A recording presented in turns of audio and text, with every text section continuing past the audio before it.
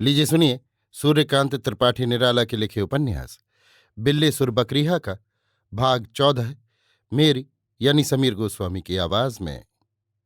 कार्तिक लगते ही मन्नी की सास आई। कुछ भटकना पड़ा। पूछते पूछते मकान मालूम कर लिया।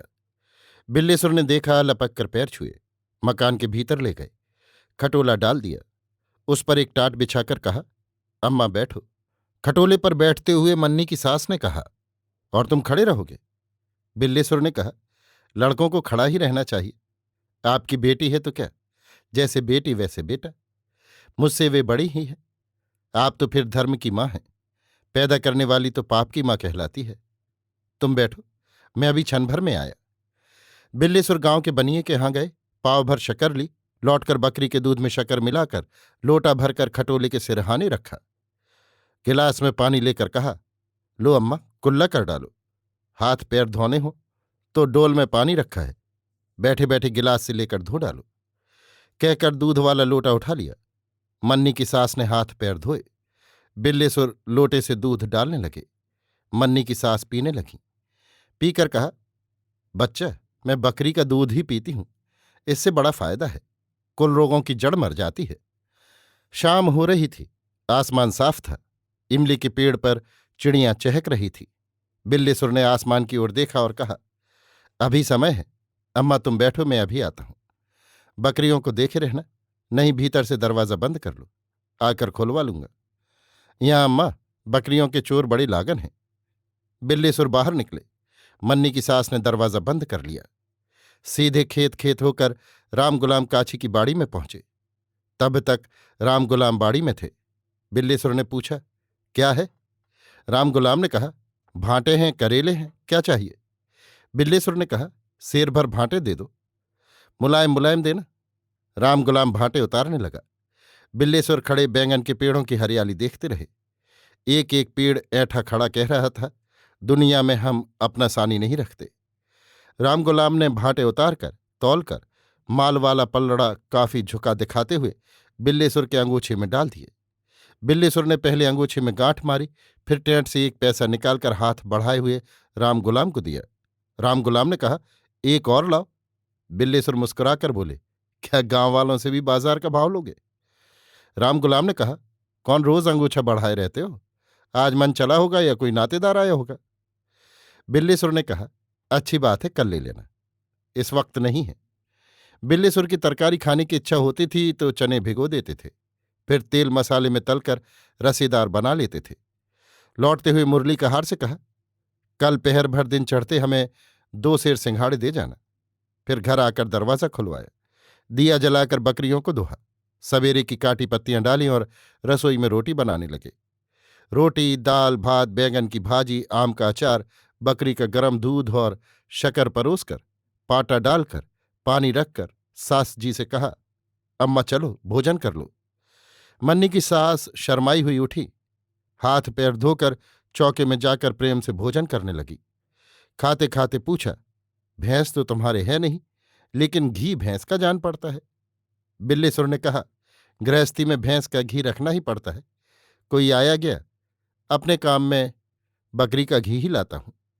मन्नी की सास ने छक्कर भोजन किया, हाथ मुंह धोकर खटोले पर बैठी। बिल्लेसुर ने इलायची मसाले से निकाल कर दी, फिर स्वयं भोजन करने गए। बहुत दिनों बाद तृप्ति से भोजन करके पड़ोस से एक चारपाई मांग लाए। डालकर खटोले का टाट उठाकर अपनी चारपाई पर डाला और मन्नी की सास के लिए बंगाल से लाई रंगीन दरी बिछा दी। वहीं का गुरुआइन का पुरानी धोतियों को लपेटकर सिया तकिया लगा दिया।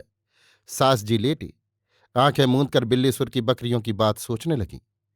जब बिल्लेसुर काछी के यहाँ गए थे, उन्होंने एक एक बकरी को अच्छी तरह देखा था, गिनकर आश्चर्य प्रकट किया था।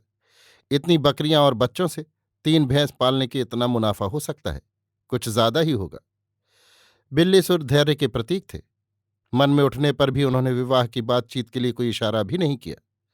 सोचा, आज थकी हैं, आराम कर लें, कल अपने आप बातचीत छेड़ेंगी, नहीं तो यहां सिर्फ मुंह दिखाने थोड़े ही आई हैं। बिल्लेसुर पड़े थे, एकाएक सुना खटोले से सिसकियां आ रही हैं। सांस रोककर पड़े सुनते रहे। सिसकियां धीरे धीरे गूंजने लगीं, फिर रोने की साफ आवाज उठने लगी। बिल्लेसुर के देवता कूच कर गए कि खा पी कर ये कारण करके रोना कैसा। जी धक से हुआ कि विवाह नहीं लगा, इसकी ये अग्र सूचना है। घबराकर पूछा, क्यों अम्मा, रोती क्यों हो? मन्नी की सास ने रोते हुए कहा, ना जाने किस देश में मेरी बिटिया को ले गए, जब से गए एक चिट्ठी भी न दी। बिल्लेश्वर ने समझाया, अम्मा रो नहीं, भाभी बड़े मजे में है। मन्नी भैया उनकी बड़ी सेवा करते हैं। मैं जहां गया था, मन्नी वहां से दूर है। हाल मिलते थे, लोग कहते थे अच्छी नौकरी लग गई है। उनका सारा मन भाभी पर लगा है। अब भाभी उतनी ही बड़ी नहीं है। लोग कहते थे, बिल्लीसुर, अब 2-3 साल में तुम्हारे भतीजा होगा। राम करे सुख से रहे, हमको तो धोखा दे गए बच्चे। हमारे और कौन था?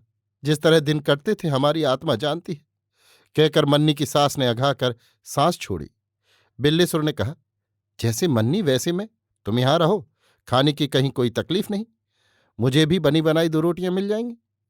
मन्नी की सास बहुत प्रसन्न हुई। कहा, बच्चा, फूलो फलो, तुम्हारा तो आसरा ही है। अब के आई हूं तो कुछ दिन रहकर जाऊंगी, तुम्हारा काम काज यहां का देख लूं। ब्याह एक लगा है, हो गया तो उसे तुम्हारी गृहस्थी समझा दूं। इससे अच्छी बात और क्या होगी? बिल्लीसुर पौरुष में जग कर बोले। मन्नी की सास ने कहा, बच्चा, अब तक नहीं कहा था, सोचा था जब काम से छुट्टी पा जाओगे तब कहूंगी। ब्याह एक ठीक है, लड़की तुम्हारे लायक सयानी है, लेकिन हमारी बिटिया की तरह गोरी नहीं, भले मानुस है, घर का काम काज संभाल लेगी। बताओ, राजी हो? बिल्लेश्वर भक्ति भाव से बोले, आप जाने, आप राजी हैं तो मैं भी हूं। मन्नी की सास प्रसन्न हुई। कहा, ठीक है, कर लो, उसको भी तुम्हारे साथ तकलीफ न होगी। थोड़ी सी मदद उसकी माँ की तुम्हें करती रहनी पड़ेगी। ब्याह से पहले बहुत नहीं 30 रुपए दे दो। गरीब है, कर्जदार है, फिर कुछ कुछ देते रहना। उसके भी और कोई नहीं। मैं लड़की को तुम्हारे यहां ले आऊंगी, यहीं विवाह कर लो। बारात उसके यहां ले जाओगी तो कुल खर्चा देना पड़ेगा, इसमें ज्यादा खर्चा बैठेगा। घर में अपने 4 नातेदार बुलाकर ब्याह कर लोगे, भले भले पार लग जाओगे। बिल्लेसुर को मालूम दिया इस जबान में छल नहीं। कहा, हां, बड़ी नेक सलाह है। मन्नी की सास कई रोज रहीं। बिल्लेसुर को बना बनाया खाने को मिला। 3-4 दिन में रंग बदल गया। उन्होंने आग्रह किया कि ब्याह तक वे यहीं रहें। मन्नी की सास ने भी स्वीकार कर लिया। गांव में बिल्लेसुर की चर्चा ने जोर मारा। एक दिन त्रिलोचन ने मन्नी की सास को घेरा और पूछा, बताओ, ब्याह कहाँ रचा रही हो? अपनी नातेदारी में, मन्नी की सास ने कहा। वो कहाँ है? त्रिलोचन ने पूछा। क्यों, क्या बिल्लेसुर तुम ही हो? मन्नी की सास ने आंखें नचाकर पूछा। फिर कहा, बच्चे, मेरी निगाह साफ है, मुझे तीगुर नहीं लगता। अब तुम बताओ कि तुम बिल्लेसुर के कौन हो? बल्ली नहीं लगी। त्रिलोचन बहुत कटे। कहा, अच्छी बात है, कौन है ये ब्याह होने पर बताएंगे, जब उनका पानी बंद होगा। नाते रिश्तेदार जिसके साथ हैं, उसका पानी परमात्मा नहीं बंद कर सकते। अच्छा, हमारे घर से बाहर निकलो और गांव में पानी बंद करो चलकर। त्रिलोचन खिसियाते हुए घर से बाहर निकल गए। बड़े आनंद से दिन कट रहे थे। बिल्लेसुर की शकरकंद खूब बैठी थी। कई रोज उन्होंने मन्नी की सास को शकरकंद भूनकर बकरी के दूध में खिलाया।